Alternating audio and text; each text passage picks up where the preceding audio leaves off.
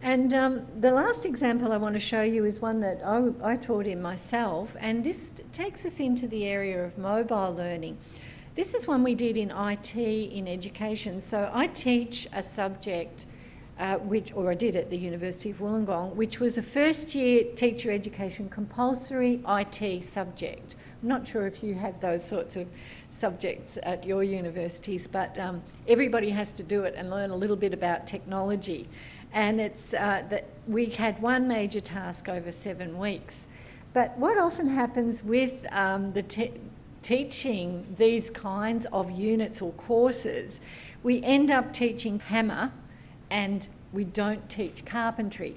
So we teach the tools. So often what happens is we'll do 2 or 3 weeks on PowerPoint, then we'll show them how to make a web page and so forth. So we focus on the technology, not on using the technology. So we end up teaching hammer where we should be teaching carpentry. And I want to show you what they did. We made digital stories, and I'll just show you, just so you get a taste of these. Again, they're not polished, but I'll comment more on that later. We had iPods, and we got them to make a digital story using PowerPoint and iMovie.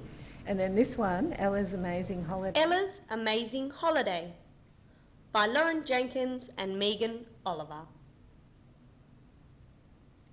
Ella and her family were deciding where they should go for their holiday. Everyone had different ideas. So in those little balloons, they're all suggesting places that they might go for their holiday. If you think about this in terms They of decided PowerPoint, to have a look at some photos from the travel agent to see if they could agree on somewhere everyone wanted to go. The first lot of pictures were from Italy, and all the family loved them.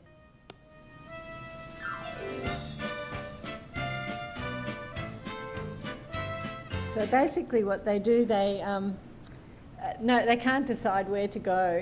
Everywhere looks so tempting, so they camped at home in the backyard. But if you think about the technology that they've learned, even within PowerPoint, they're bringing things in, they're adding music, they're adding sound effects. These are the students that have, they might have used PowerPoint, but in your basic dot point form. So we had the iPods, and they used the we had an attachment with the iPod, and they used their own video and still cameras, which they brought in, and then we just used the software that was required to make a story for very young children. And we had in an author, a children's author, a published author, as a guest speaker. But then the students researched and chose the topic and wrote up a storyboard. Now remember, they're not learning about story writing, they're learning about technology. And so the technologies that they used inspiration to do their brainstorming. They captured and created the pictures. They created pages of the story in PowerPoint. They did audio narration, as you heard. And then they created a podcast. They put it into iMovie to do some more special effects. Then they created a podcast, saved it as a movie file, and then they shared their stories, uploaded them to the course website, and downloaded each other's stories onto the iPods. And then overall they created they presented their story to the class, and then they did a journal to reflect on their journey as they went through. And when you think about this as a pedagogy, this is such a powerful pedagogy, because anything that requires the creation of a story could be used. And these are just some other ideas, like capturing Indigenous stories and folk traditions, telling a story in a foreign language that the student's learning, composing a piece of music and just accompanying it to some video clips and so forth. So very powerful pedagogy. And when you look at the cognitive tools, the technology tools that those students used in doing that, if we had just taught them PowerPoint or whatever and then just ticked off, yes, they do know how to do a transition, the power of this would have been lost, because the students were working very, very hard and sourcing the technology that they needed in order to create these little stories. So just in terms of cognitive tools, just what we might mean by the term cognitive tools, these are some of the definitions that have been made. That they enhance the cognitive powers of human beings, and the students manipulate them and engage in constructive thinking.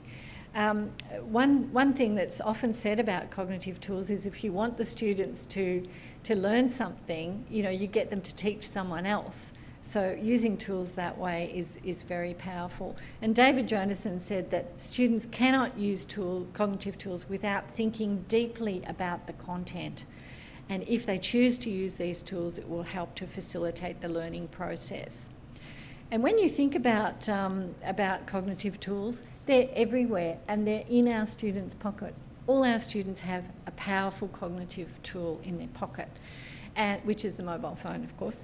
And they have access to these wonderful Web 2 tools, social networking. Many students, not all, but many of our students are adept at using these. And David Porter just tried to give a little picture, a snapshot of what our students do. They search with Google, they associate with Twitter, they ignore what they don't want by not taping it on TiVo, they consume what they choose through iTunes, and they become their own media through YouTube. And this is the point that I really want to talk about now, but these tools are generally not used in higher education. We still do not really use the phones. In fact, we often don't know what to do with the phones. We say turn them off when they come into class. And many uses of mobile technologies are fairly low-level uses to date.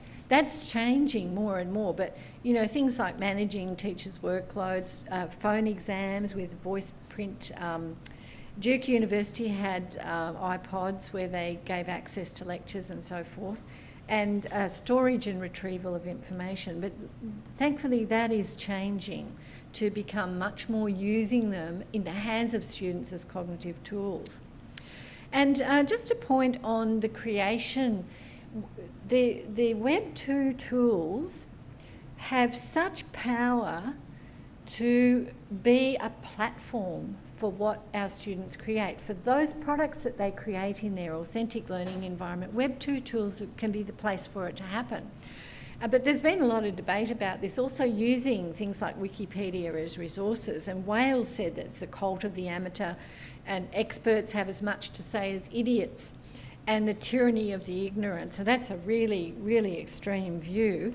But then on the other side, there's this idea that we have the wisdom of the crowd, and this is becoming more and more prominent in our view about Web 2, that the crowd can be much more accurate and insightful simply because of the range of experience and reflections than any single expert, any single person who's been set up as being an expert in an area.